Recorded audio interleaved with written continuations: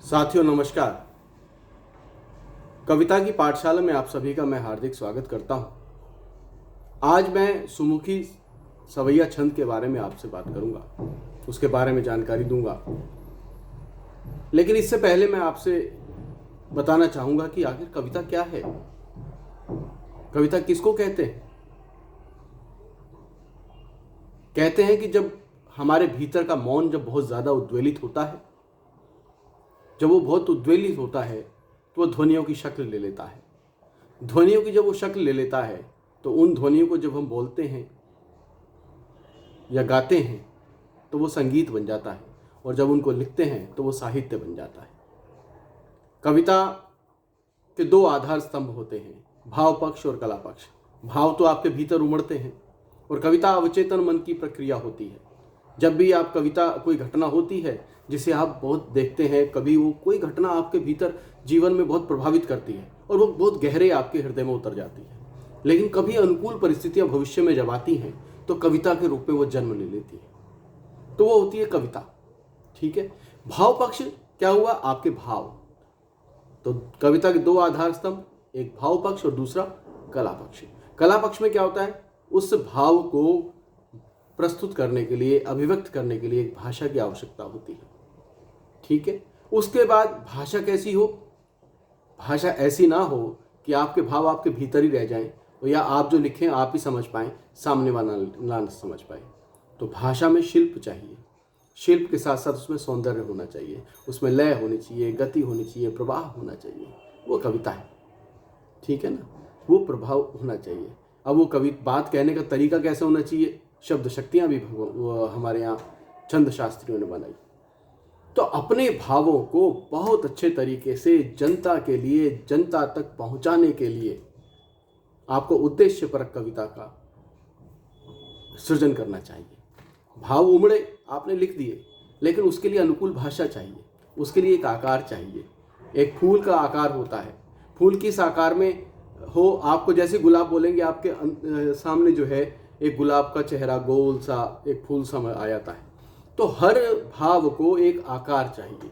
आकार के लिए उसको शब्द भी चाहिए, उसको एक स्वरूप चाहिए। उसका स्वरूप देने के लिए क्या होते हैं? ये छंद होते हैं। सामने तक बात पहुंचाने के लिए ये कला पक्ष आपका मजबूत होना चाहिए, तभी आपके भाव जो हैं सामने वाले तक पहुंच पाते हैं। आप में क्या कहते हैं? संप्रेषणीयता होनी चाहिए कविता में, वो आवश्यक है। ऐसा ना हो आपके भाव उमड़े, आपने अपने लिए लिखे और अपने अंदर ही रख लिए, दूसरे व्यक्ति को समझ ही ना आए। तो दूसरे व्यक्ति तक उद्देश्यपरक कविता का सृजन अगर होगा, अगर आपके भाव व्यष्टिगत भी होंगे, जब तक आप उसको समष्टिगत नहीं बनाओगे, दुनिया के लिए नहीं बनाओगे, तब तक आपकी कविता लंबी यात्रा नहीं कर सकती। तो इसलिए कविता के दो आधार स्तंभ मजबूत रखिएगा, एक भाव पक्ष, उसके बाद उसका कला पक्ष। तो अगर मिट्टी इकट्ठी कर ली, पानी भी डाल लिया, उसकी गोल गोल बना के वो गोला सा भी बना लिया, लेकिन जब तक उसको गढ़ोगे नहीं, उसको कोई मटके का, कोई सुराही का उसका आकार नहीं दोगे, तब तक सामने वाले को समझ नहीं आएगा कि आप क्या कर रहे हो। इसलिए कविता में भाव पक्ष तो हो, लेकिन भाव पक्ष को और अधिक मजबूत बनाने के लिए उसका कला पक्ष होना आवश्यक है। वह कला पक्ष कैसे आता है? इन छंदों के माध्यम से आता है। कहते हैं कि जिस चीज़ को आप गा के सुनाएंगे वो जल्दी याद होता है। पहले हमारे यहाँ लोकगीत होते थे, गाँव में, घरों में गाए जाते थे, शादियों में गाए जाते थे, बच्चे के जन्म पे गाए जाते थे, उसके मुंडन पे गाए जाते थे। हर संस्कार के गीत होते थे, लोकगीत। लोग लिखते नहीं थे, तब इकट्ठे होकर गाते थे। जब वो गाते थे, उन ध्वनियों को गाया करते थे, वो संगीत की शक्ल ले लेते हुए वो याद रहते हैं बरसों बरस। कब से हमारे पूर्वजों ने वो गाने शुरू किए और आज तक वो हमारे परंपरा के रूप में हम गाते हैं। क्यों गाते हैं? क्योंकि गाने से याद हो जाता है, वो आगे तक जल्दी जाता है। इसलिए गाना कैसे कब बनेगा? जब वो लयबद्ध होगा, वो छंदबद्ध होगा। तो इसलिए कला पक्ष मजबूत होता है। भाव पक्ष को प्रकट करने के लिए कला पक्ष का होना बहुत आवश्यक है। ये मैं बात करना चाहता। इसलिए मैं आपको इस कविता की पाठशाला से जोड़ता हूँ, इन छंदों से जोड़ता हूँ कि इनको आप अपने भावों को और मजबूती दे सकें। ठीक है। तो चलिए आज बात करते हैं सुमुखी सवैया छंद। छंद मैं पिछले दिनों से बता रहा हूँ, आपको लगातार बता रहा हूँ कि क्या होते हैं। सुमुखी सवैया छंद क्या होता है? देखिए, सुमुखी सवैया छंद जो है ये 23 वर्णों का होता है। इसमें 7 जगण होते हैं। जगण मैंने आपको दशाक्षरी सूत्र बताया था, यमाता राज भान सलगा, तो उसके जिस पे बोलेंगे जगण तो जा आ गया, तो जा के आगे के 2 वर्ण और इसके जोड़ लीजिए तो वो आपका सूत्र बन जाता है। यमाता राज भान, तो जबहान, जबहान हो गया, तो लघु गुरु लघु, इसका क्रम बनेगा। तो 7 जगण, ठीक है, और बाद में लघु गुरु, या 7 जगण और लघु गुरु जोड़ेंगे तो आपका ये पूरा सूत्र बनता है। या मदिरा सवैया छंद जो मैंने आपको बताया था 22 वर्णों का, उसके आगे एक लघु वर्ण जोड़ दीजिए तो आपका सीधा सीधा वो बन जाता है सुमुखी सवैया छंद। ठीक है, जभान जभान जभान जभान जभान जभान जभान जभा, तो इसका ये एक सूत्र है।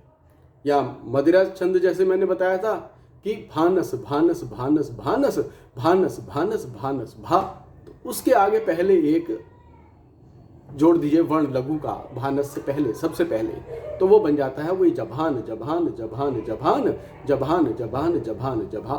तो ये सुमुखी सवैया छंद का सीधा सीधा एक सूत्र है। इसमें भी 4 पंक्तियां होती हैं, 4 पद जिन्हें बोलते हैं हम। हर पंक्ति में एक तुकांत होता है, उसमें एक समांत भी होता है। समांत ना भी हो, तुकांत हो, लेकिन हर पंक्ति में होगा।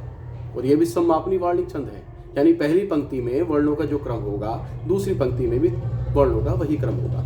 अगर लघु वर्ण है पहले, जैसे जबान में क्या हुआ, जबान में लघु गुरु लघु का वर्ण होगा, तो इसमें क्या करेंगे आप, लघु गुरु लघु में, तो यही जो एक पंक्ति में पहले में लघु गुरु लघु का वर्ण पहले आएगा, जबान जबान, तो नीचे भी ऐसे ही आएगा, लघु गुरु लघु, लघु गुरु लघु, लघु गुरु लघु, लघु गुरु लघु, लघु गुरु लघु, लघु गुरु लघु, लघु गुरु लघु, लघु गुरु। ये इसका एक पद में 23 वर्ण होंगे, और इसी क्रम में हर पंक्ति में 23 वर्ण होंगे।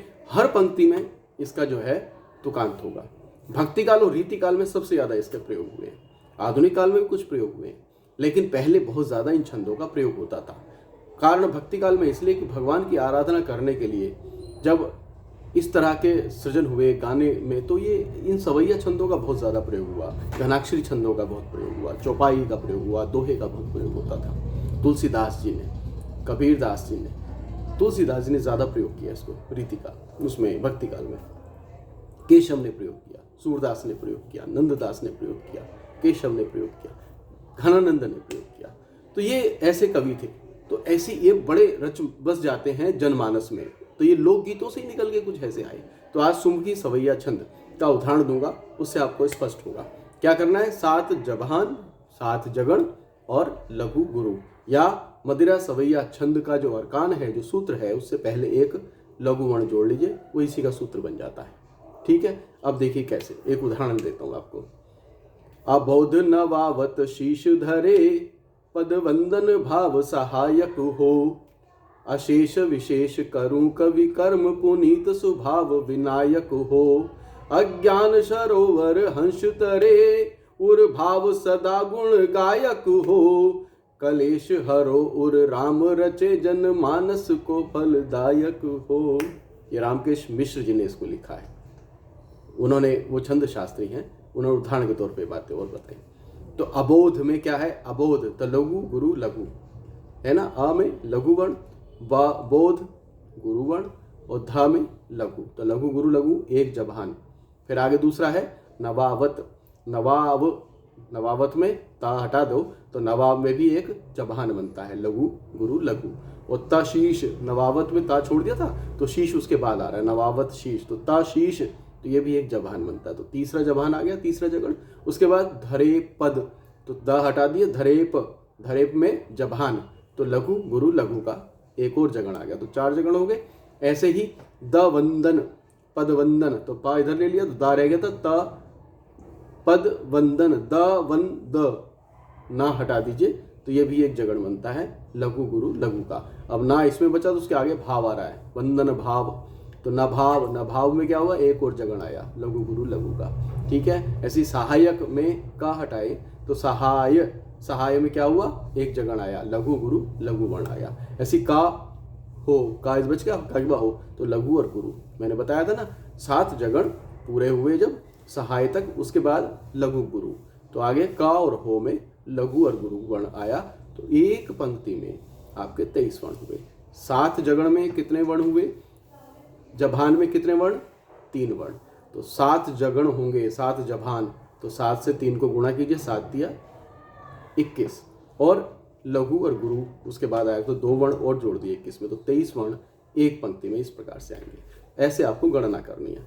वो अबोध के नीचे फिर क्या आया? अशेष। दूसरी पंक्ति में अबोध न वावत शीश धरे पद वंदन भाव सहायक हो, अशेष विशेष। अब अशेष में क्या है? ऊपर अबोध था, नीचे अशेष, तो लघु गुरु लघु का वजन आया। दूसरी पंक्ति में वही सम्मापनी, वैसा ही क्रम आएगा। तो इसमें भी एक जगण आ गया। तो अशेष विशेष, विशेष में क्या है? लघु गुरु लघु, तो इसमें भी एक जगण और आया। तो ऐसे ही ये सम्मापनी है। पहली पंक्ति में जिस प्रकार से वर्णों का क्रम रहेगा, नीचे भी वैसा ही रहेगा। हाँ, भाव कहीं टूटे ना, आपकी लय कहीं टूटे ना, आपका प्रवाह कहीं टूटे ना, तो आप गुरु वर्ण को लघु वर्ण में कर सकते हैं। ये छूट है, गुण नहीं है, लेकिन दोष भी नहीं है। तो इसलिए आप इसमें छूट थोड़ी सी ले सकते हैं। तो ये ध्यान रखिएगा, ठीक है। इससे आपको बहुत ज़्यादा लाभ मिलने वाला है। ऐसी एक और मैं आपको उदाहरण देता हूँ जो इस प्रकार से है। उस समय लिखा भक्ति काल में, जो लोक लगए सिए राम ही साथ चले, बन माही फिरे न चाहे, हमें प्रभु आय सुदे ही चले, रहु रे संग यूं कर जोरी कहे, चले कछु दूर न में पग धूरी, भले फल जन्म अनेक लहे, सिया सुमुखी हरि फेरी तिन्हे बहु भा, तिन ते समुझाए कहे, सिया सुमुखी हरि फेरी तिन्हे बहु भा, तिन ते समुझाए कहे। ये भी इसका उदाहरण है।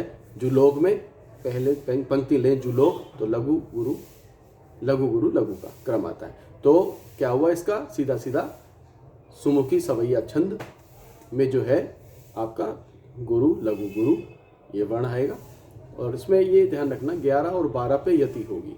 11 वर्ण के बाद आप रुकोगे तो आगे 12 वर्ण है, फिर रुकोगे तो 2 बार यति आती है इसमें। 11 वर्ण पे भी और 12 वर्ण पे करोगे तो ये आपसे लिखने में आसानी रहेगी, ठीक है। तो इसको याद रखिएगा। आज के लिए इतना ही। आगे एक और किसी नई विधा या नए छंद के बारे में मैं आपको जानकारी दूंगा। लिखते रहिए, अभ्यास करते रहिए, भावों को पहले उतारिए। जब उतारेंगे उसके बाद अभ्यास करिए कि किस उसमें आता है छंद पे, फिर उसका व्याकरण, उसकी मापनी, उसका गणना कीजिएगा, तब आप सही लगे। लेकिन कविता के 2 आधार स्तंभ होते हैं मजबूत। पहला भाव पक्ष, दूसरा कला पक्ष। कला पक्ष में लय भी होगी, गति होगी, प्रवाह होगा, भाषा होगी, शिल्प होगा, सौंदर्य होगा। जितना सौंदर्य होगा, चमत्कृत ज़्यादा होगा, सामने वाला सम्मोहित होगा, आप दूसरे तक ज़्यादा पहुंच पाओगे। जितनी उसमें गेयता होगी, लय होगी, उतने आप वहाँ पहुँचोगे। केवल कविता के भाव को उकेर देना को, कुछ भी लिख देने को कविता नहीं कहते, क्योंकि कविता का एक आकार भी होना चाहिए। भगवान ने हर चीज़ का आकार दिया है। फूलों को भी आकार दिया है, पहाड़ों को भी आकार दिया है, वृक्षों को आकार दिया है, सूर्य को आकार दिया है, चंद्रमा को आकार दिया है, मनुष्य को आकार दिया है, स्त्री को आकार दिया है। हर चीज़ आकार में अच्छी लगती है, क्योंकि देखने के बाद वो आकार आपके हृदय में बैठ जाता है। जब वो हृदय में, आंखों से हृदय में आता है ना, तो जैसे हम गुलाब बोलेंगे तो आपको अंदर गुलाब की शक्ल आ जाती है, उसका आकार ही तो आता है। फिर उसकी खुशबू तक आप पहुँचते हो, है ना, फिर उसकी खूबियाँ देखते हो कविता में क्या है। तो इसलिए आकार ज़रूरी है। मटका देखोगे दूर से तो दिखाई देगा मटका है, तभी तो पानी तक जाओगे। तो मटके की शेप भी होनी चाहिए। तो ऐसी कविता हो तो कविता की शेप भी हो। अब उसके बाद अलग है कि उसमें आप कलर भरें, किसी तरह के रंग भरें, उसका सौंदर्य में और क्या क्या चीज़ें कर सकते हैं, ये आपकी विशेषता है। उस विशेषता को भी तक भी पहुंचना है, लेकिन हमें बेसिक भी सीखना है। तो आज के लिए इतना ही, समय बहुत हो गया। अगले एपिसोड में फिर मिलेंगे। मैं आपसे विदा लेता हूँ। अपना बहुत बहुत ध्यान रखिएगा और सभी का ध्यान रखिएगा, इस संकल्प के साथ कि एक सीखेगा 2 को सिखाएगा। इस वीडियो को जितना आप सुने, इसको फॉरवर्ड करें, लाइक करें, इसको शेयर करें और अच्छा लगे तो कमेंट भी करें। बहुत बहुत धन्यवाद। नमस्कार।